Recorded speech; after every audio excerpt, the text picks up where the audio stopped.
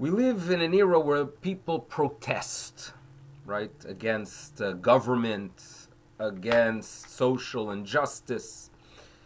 And there are times that people protest the project, right? You want to go ahead and construct a few buildings, but it's going to be damaging to the environment, so people pick up signs protesting that which is taking place.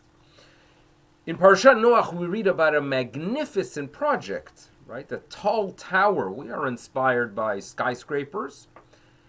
And it seems to be that humanity were all supportive. There was one person who protested, who declared that this is not a good project.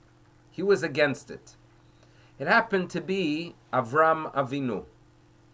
According to tradition, as humanity gathers and they build this tower with some sort of agenda, Abraham feels that this is wrong. Commentators try to address and find out why. So the Midrash shares with us the following, that as they became involved in this project, their goal, their life, their purpose was to complete it.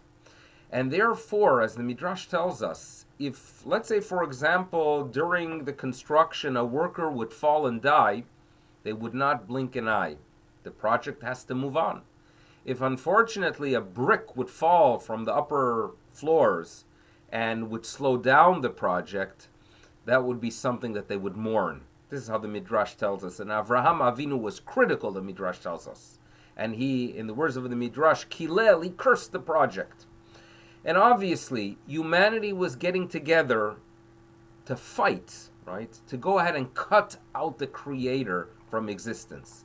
A belief that would, if we get together and we put our mind to it, we could go ahead and achieve things without believing and without support from HaKadosh Baruch Hu. And that's where Avram Avinu comes into play. And he says, listen, it is important for humanity to come together, but we have to do it for the sake of HaKadosh Baruch Hu, for the sake of God. You know, over the past few months, there are many concerns, and a lot of them relate to the economy, and these are real concerns. People are hurting, businesses are hurting, and this is besides the concern for health, which is obviously far more important. Now, we were growing over the past few decades, right? Businesses, wealth, comfort, products. We have merited to see a lot of blessing. But sometimes people focus so much on projects, right? People focus on growth, on the markets doing good, on the economy growing, that they forget about people, right? You forget about those who are in need, physically, emotionally, and yes, even spiritually. And at times when things slow down, we could perhaps reflect a little bit.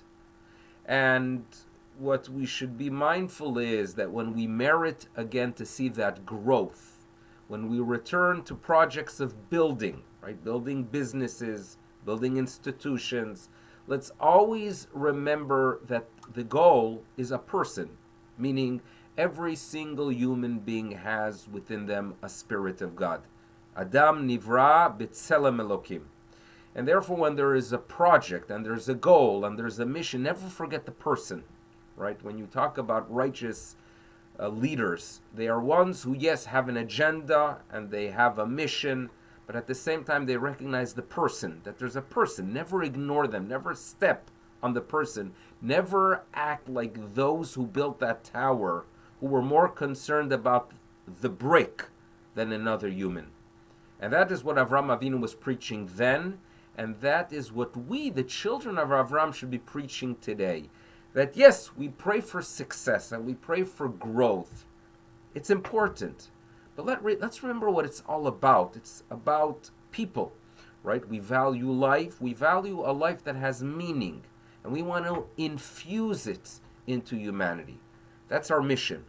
And hopefully we'll do so by reflecting during this period of time. It's a time when we have to focus on what life is about, what we are here for, right? We are here because we recognize that we have a mission.